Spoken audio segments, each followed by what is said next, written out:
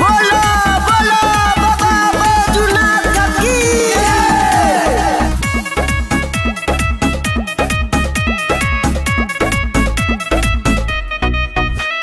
सावन में भरोसे लारी मछिम बधरिया बड़ा निकल लागे भोले बाबा के नगरिया जल ढारे आहिल बनी बन के कावरिया चलो न जाला अब कठिन डगरिया दम धरी बम जी कांवर लेली हम जी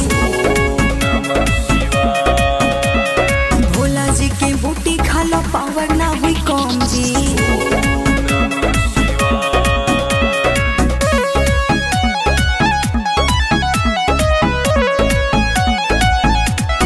बोलो बोलो बाबा हरिहरनाथ की पौआ में फोरा एगो पड़ल बाटे हो लागता कि रोरा एगो गरल बाटे हो भंगिया के नसारा में चढ़ल बाटे हो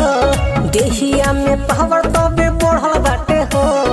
दम धरी बम जी कांवर धली हम जी भोला जी के बूटी खाली पावर ना हुई कम जी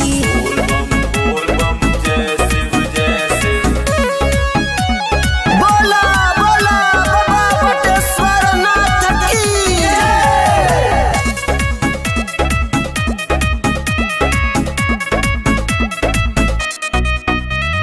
नबिने हाल संगे प्यारे पंकज गेरुआ कलर में सभे गयल सज सुन तने हम से न होला बरदास चलो तू डगरिया में फूलता वे सांस दम धरी बम जी कांवर लेली हम जी